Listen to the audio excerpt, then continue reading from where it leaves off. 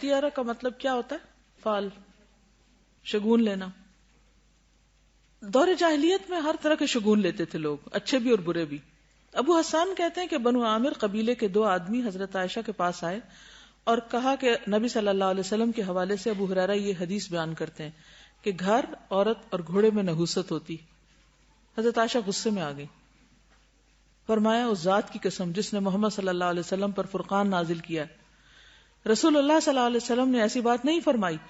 آپ نے تو فرمایا تھا کہ جاہلیت والے ان چیزوں سے برا شگون لیتے تھے.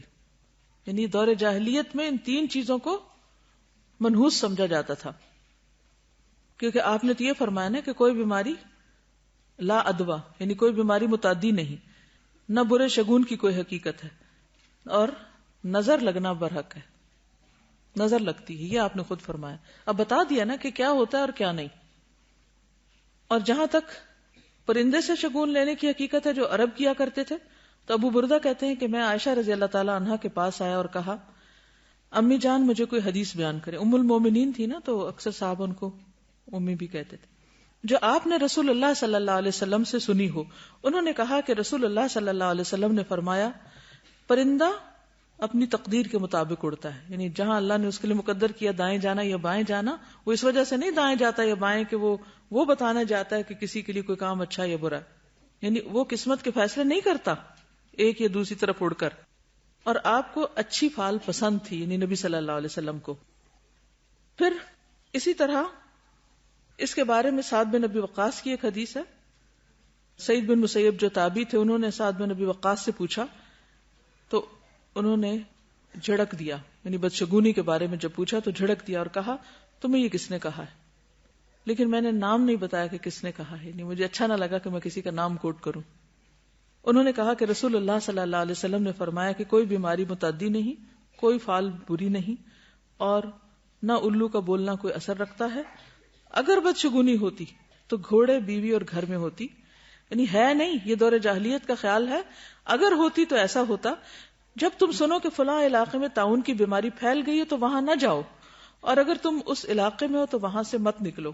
تو اس کا کیا مطلب؟ جب یہ منع کیا کہ وہاں نہ جاؤ، اور اگر کسی مجزومی کو دیکھو تو وہاں سے ہٹ جاؤ، تو اس کا مطلب ہے کہ وہ لگ جائے گی تم کو؟ نہیں، اس کا مطلب یہ کہ احتیاط برتو. کسی بیماری کا لگنا یا نہ لگنا، نفع یا نقصان، وہ صرف اللہ کے اذن سے ہے. چونکہ یہ چیزیں سبب بن جاتی ہیں اور انسان کو وہم میں مبتلا کر دیتی ہیں اور پریشان رکھتی ہیں. اور بہت سی بیماریوں کا تعلق سوچ سے بھی ہوتا ہے. تو جب انسان وہ چیز بار بار سوچنے لگتا ہے تو وہ اس کے اندر بھی کتکتی ہونے لگتی ہے اور وہ چیز اثر کر جاتی. آج کل ڈاکٹر ہر بیماری کا علاج کہتے ہیں ٹینشن نہ لیا کریں. ٹینشن کیا؟ اس چیز کو سر پہ سوار کر لینا. یہ اسٹریس اور خوف اور اس طرح کے جو توہمات ہیں، یہ ہمارے اندر ایسے ہارمونز ریلیز کرتے ہیں کہ جو ہماری امیونٹی کو افیکٹ کرتے ہیں، اور پھر واقعی وہ بیماریاں لگنے لگتی ہیں. ایک اور حدیث ہے حضرت جابر سے، کہتے ہیں کہ سمعت رسول اللہ صلی اللہ علیہ وسلم یقول طائر کل انسان فی عنقہ. جابر کہتے ہیں کہ میں نے رسول اللہ صلی اللہ علیہ وسلم کو فرماتے ہوئے سنا کہ ہر انسان کا شگون اس کی گردن میں لٹکا ہوا ہے. یعنی وہ خود اپنے اچھے یا برے حالات کا ذمہ دار ہے. اور جہاں تک اس چیز کا تعلق ہے کہ اگر نحوست ہوتی تو عورت گھر اور گھوڑے میں ہوتی. ان 3 چیزوں کا ذکر کیوں ہے؟ بیوی، گھر اور سواری کا. کیونکہ یہ ہر ایک کی ضرورت ہے، اور عام طور پر انسان کا ان چیزوں سے واسطہ پڑتا ہے. گھر میں وہ رہتا ہے، ساتھ اس کا کمپینین، اور پھر باہر نکلے تو سواری. تو امام نووی نے مسلم کی شرح میں لکھا ہے کہ گھر کی نحوست سے مراد اس کا تنگ ہونا، برے پڑوسی اور ان کی اذیتیں ہیں.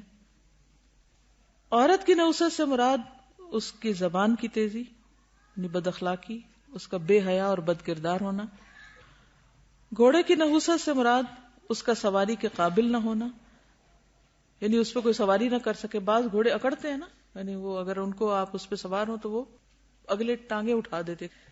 جہاد کے لیے استعمال نہ ہونا، یعنی نیکی کے کام میں سواری کا استعمال نہ ہونا، یہ نحوست ہے. اور یہ بھی کہا گیا کہ قیمت زیادہ مگر استعمال کم. رات ہی میری کسی سے بات ہو رہی تھی اور ان کا بار بار اصرار یہی تھا کہ اچھی گاڑی لینے میں حرج کیا ہے. میں نے کہا اچھی کی حد کیا ہے؟ ایک حد ہونی چاہیے. کہا کہ اگر اللہ توفیق دے کسی کو تو فراری وہ لے لے. تو میں نے کہا وہ تو استعمال کے قابل نہیں ہوتی, وہ سواری کے قابل نہیں ہوتی, صرف شان و شوکت والی. تو 4 لوگ بھی نہیں بیٹھ سکتے, 2 ہی بیٹھیں گے اس میں, اور پھر سامان بھی نہیں رکھ سکتے. اور پھر ایسی گاڑی سواری کے لیے تو نہیں ہوتی, ایسی گاڑی تو صرف کبھی کبھار نکلنے کے لیے ہوتی. تو اتنا پیسہ اس میں کیوں بلاک کر دیا جائے؟ تو یہ بھی نحوست ہے اس کی. اسی طرح خادم کی نحوست سے مراد اس کا بد اخلاق ہونا, اپنی ذمہ داریوں کو پورا ادا نہ کرنا. اور ایک قول یہ بھی ہے کہ نحوست سے مراد عدم موافقت. عدم موافقت کیا ہوتی ہے؟ کمپیٹیبلٹی کا نہ ہونا, انڈیفرنٹ ہونا, انڈرسٹینڈنگ نہ ہونا, ایک دوسرے کے ساتھ نہ بننا, یہ نحوست ہوتی. ہر وقت لڑائی, ہر بات پہ اختلاف, ہر بات پہ جھگڑا, ہر بات پر فتنہ فساد, ہر چیز الٹ لینا, ہر چیز میں نیگیٹیوٹی. یہ ہے نحوست کہ انسان اپنی کیا دوسروں کی بھی زندگی حرام کر کے رکھ دیتا ہے, بیوی بچوں کی بھی اور بھی جو آس پاس کے لوگ ہیں.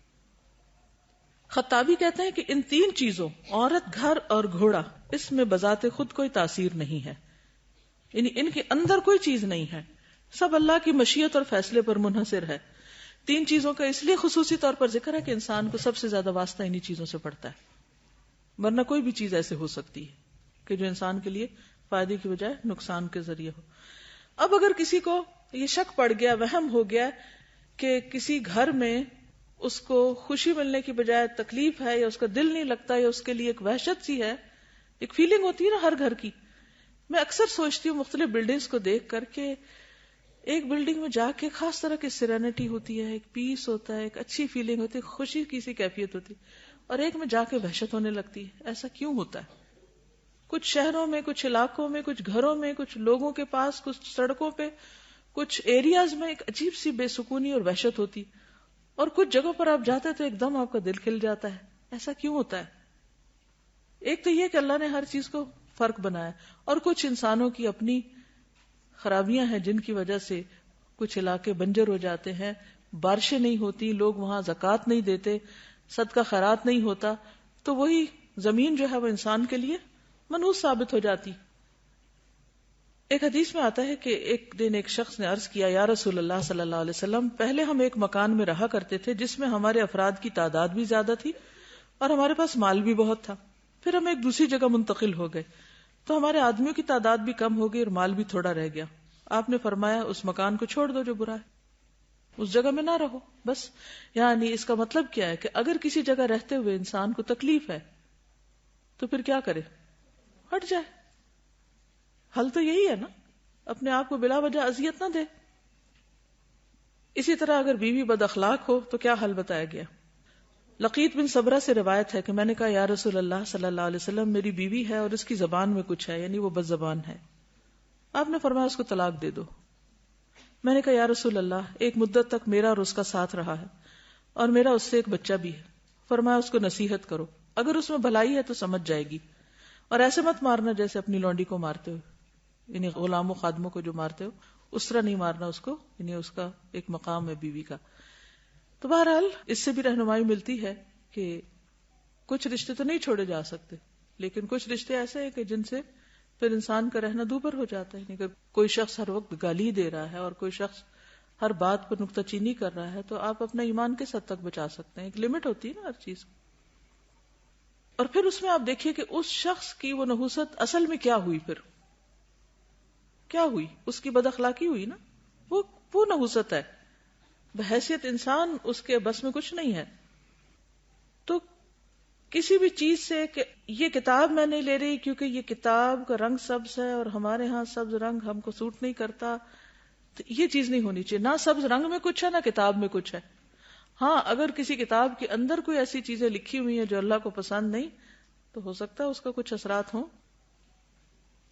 لیکن کسی بھی چیز کی برائی یا کسی بھی گناہ کی بہرحال اپنی نحوست ہوتی ہے. مگر عام چیزوں کو منحوس قرار دینا یہ درست نہیں. نحوست پکڑنا شرک ہے, علاج اس کا توکل ہے. اور کسی کام سے صرف شگون پکڑ کے رک جانا یہ بھی شرک ہے.